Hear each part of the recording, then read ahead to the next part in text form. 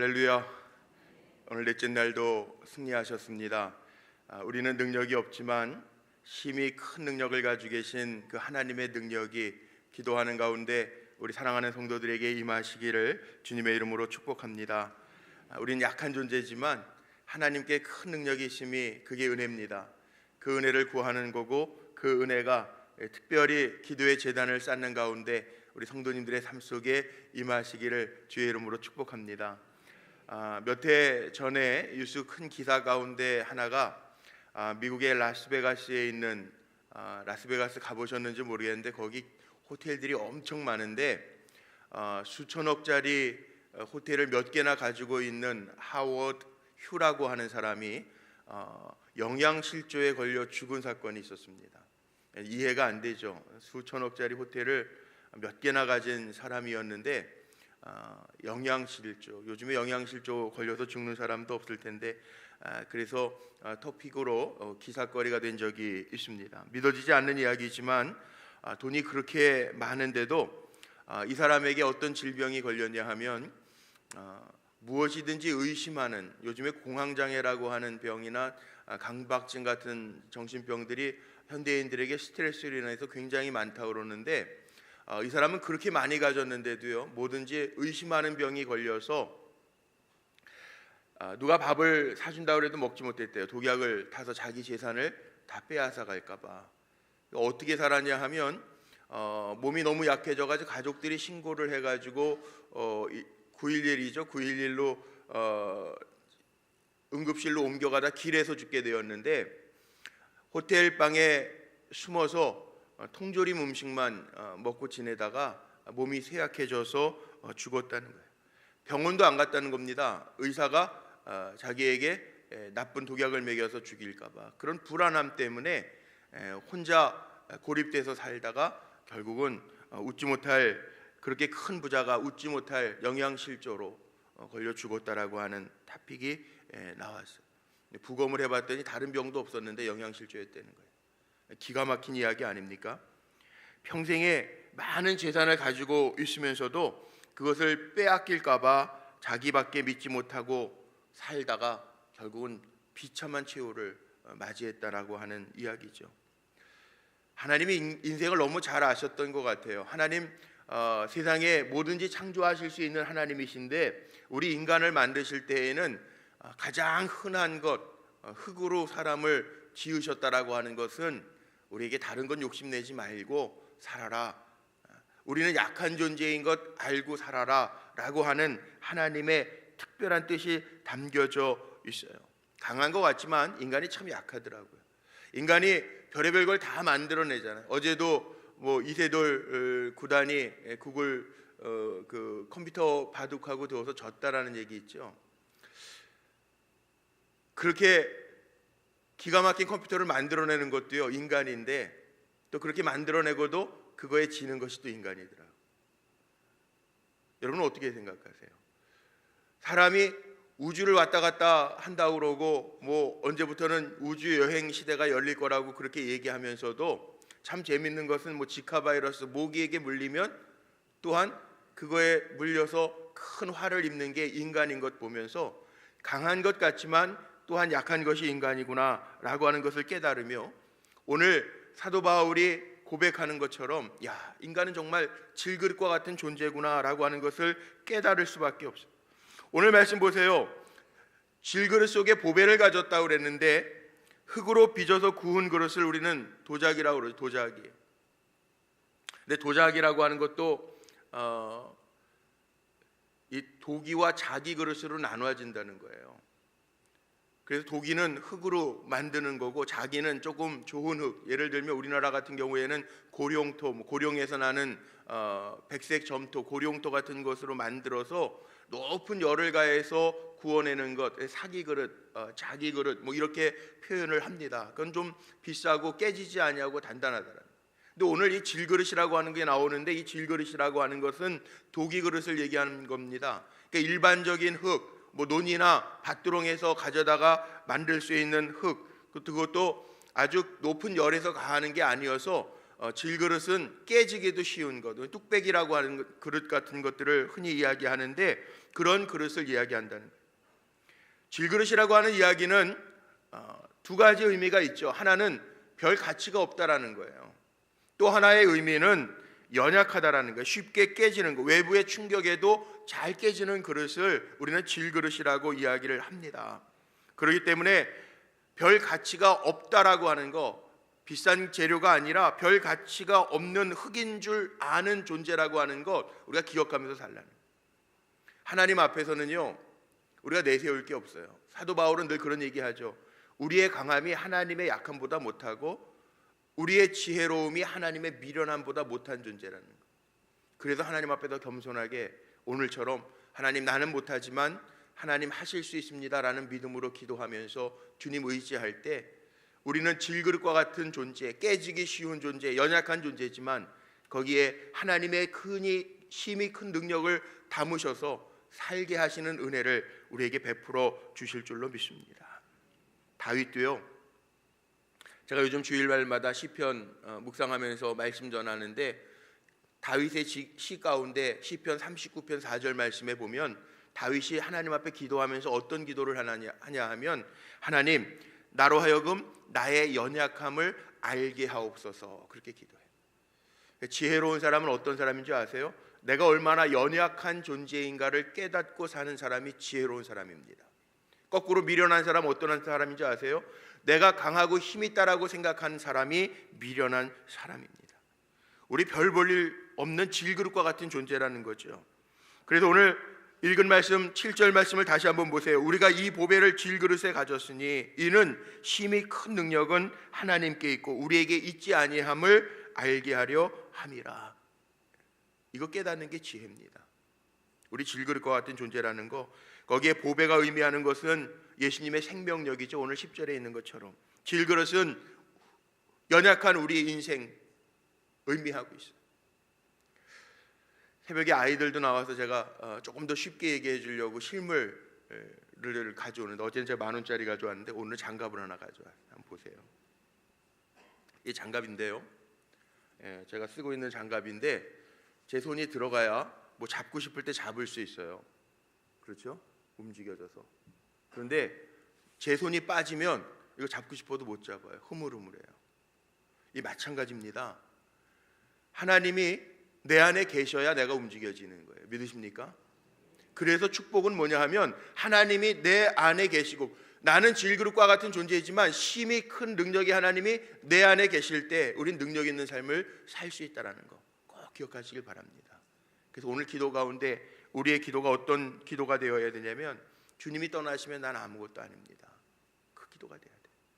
다윗이 죄를 짓고 회개하면서 왜 눈물로 침상을 적시면서 회개했는가?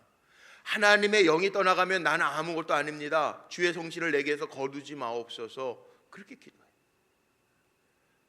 우리 연약한 존재이기 때문에 하나님이 간섭하시고 개입하시지 않으면 하나님이 불어버리시면 아무것도 아닌 존재라는 거예요. 먼지 보셨어요? 먼지는요 가벼워서 날아다녀요. 약한 그건 가치 있는 것도 아니에요.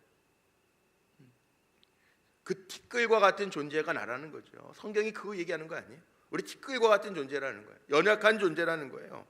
깨지기 쉬운 존재라는 거예요. 우리가 자랑할 건 뭐냐 하면 사도 바울이 그런 얘기하죠. 고린도 후서 12장 9절 말씀에 보면요, 자기의 연약함을 하나님 앞에 낫기를 위해서 기도하다가 하나님의 주신 응답이 있어요. 뭐냐 하면 이렇게 기록되어져 있습니다. 나에게 이르시기를 내 은혜가 내게 족하도다. 이는 내 능력이 약한 데서 온전하여짐이라. 그러므로 도리어 크게 기뻐함으로 나의 여러 약한 것들에 대하여 자랑하리니 이는 그리스도의 능력이 내게 머물게 하려 함이라. 기도는 뭔지 아세요? 내 약함을 하나님 앞에 드러내는 거예요. 특별 새벽 기도의 기간 동안에 내 약함을 하나님 앞에 보여드리는 거예요. 하나님, 저 이렇게 약해요. 나 이것도 못했어요. 하나님, 내가 할 수 없어요. 그 약함을 드러낼 때 주님의 능력이 우리 가운데 채워지는 원리가 있다라는 거죠. 허드슨 테일러라고 하는 중국 선교사였던 허드슨 테일러라고 하는 사람이요, 이런 말을 했더라고요. 하나님을 위하여 위대한 일을 행했던 하나님의 큰 인물들은 모두 다 연약한 사람이었다는, 연약한 사람. 왜냐하면 하나님이 그들과 함께 하시도록 하나님만 의지한 사람이었다는 거예요. 연약해서. 그러니까 연약한 것으로 끝나는 게 아니라 하나님 내가 연약합니다, 그거 고백하면서 하나님의 심히 큰 능력을 의지하면서 살았던 사람이 쓰임받았던 사람이라는 거예요. 나의 연약함을 부끄러워하지 마시고 사도 바울이 고백한 것처럼 자랑하며 사시길 바랍니다. 사람에게 자랑하라는 게 아니에요. 하나님 앞에 아뢰면서 살라는 거예요. 고린도후서 12장 10절 말씀에 보면 사도 바울이 이런 고백하죠. 그러므로 내가 그리스도를 위하여 약한 것들과 능욕과 궁핍과 박해와 곤고를 기뻐하노니 이는 내가 약한 그때에 강함이라.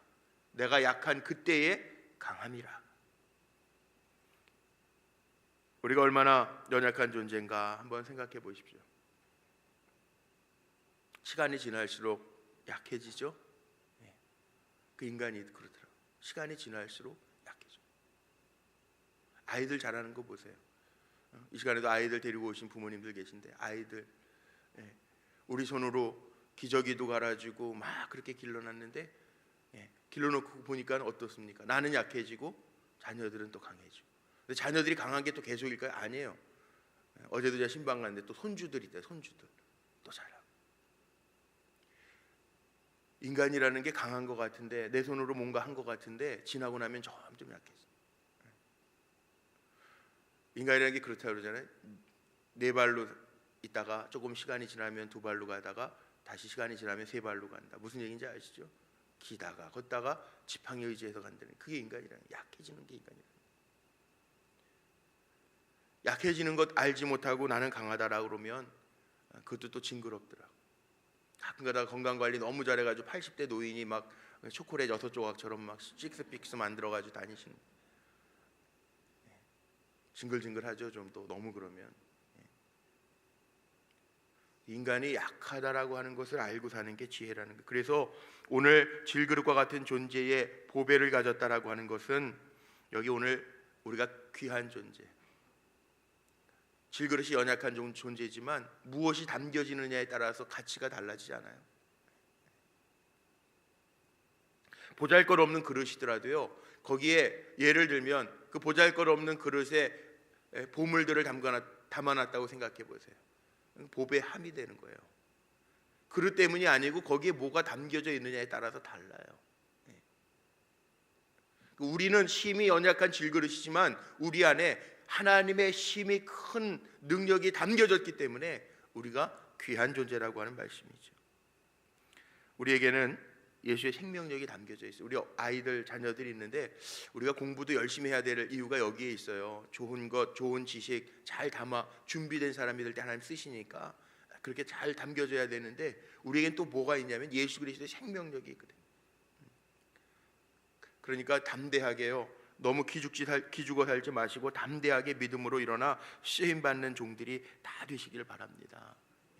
내가 연약한 존재지만 내 안에 예수의 생명력을 담고 예수의 능력을 담고 예수의 사랑을 담고, 사람이 겉으로 보여지는 것도 중요하지만 시간이 지날수록 겉으로 보여지는 게 좋은 게 아니라 안에 담겨져 있는 게 귀하다라고 하는 것을 알잖아요.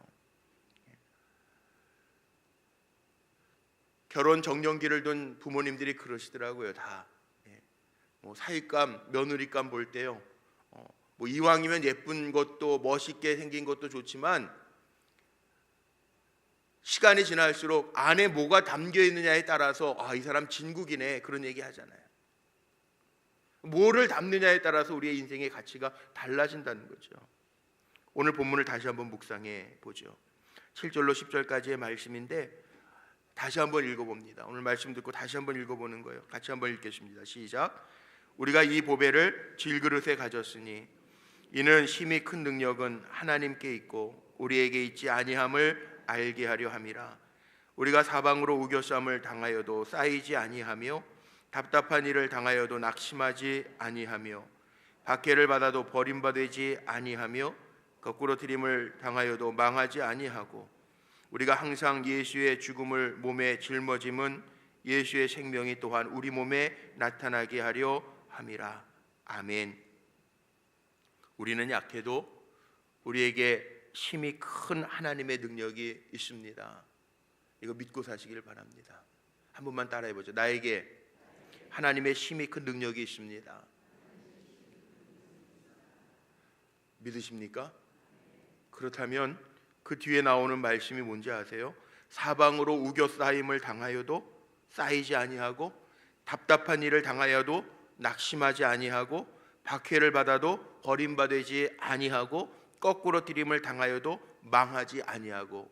나는 약한데요, 넘어질 수밖에 없는데, 쌓일 수밖에 없는데, 내게 하나님의 큰 능력이 있기 때문에, 예수의 생명력이 있기 때문에 우겨싸임을 당하지 아니하고 망하지 아니하고 넘어지지 않는다는 거예요. 존 후레거라는 사람이요, 아주 멋진 말을 했더라고요. 사람의 마지막 상황, 극한 상황이요, 하나님의 기회라는 거예요. 기도의 제목들 가지고 오늘 이 아침에도 나오셨을 텐데, 문제가 아니라 하나님이 일하시기 시작하는 때라고 하는 것 기억하면서, 오늘도 문제 싸가지고 오셔서 기도하고 다시 가실 때 싸가지고 가지 마시고요, 하나님 힘이 큰 능력이 하나님께 내려놓고 평안함으로 나아가시기를 바랍니다. 사람은 내 안에 뭐가 담겨 있느냐에 따라서 겉으로 나타나게 돼 있어요. 근심하고 염려하는 사람이 얼굴에 웃음 지을 수가 없다고요. 표정 보면 다 안다고요. 정말 내 안에 평안이 있는지, 하나님을 의지하고 믿고 있는지 얼굴 보면 다 나타난다는 거예요. 근심과 염려로 걱정하는 게 아니라 내 안에 보배로운 하나님의 능력이 담겨 있으니, 사도 바울처럼 내게 능력 주시는 자 안에서 내가 모든 것을 할 수 있느니라 고백하면서 달려갈 수 있는 우리 성도님들 되시기를 주의 이름으로 축복합니다. 히브리서 13장 6절의 말씀으로 제가 결론을 내리고 말씀 마칠게요.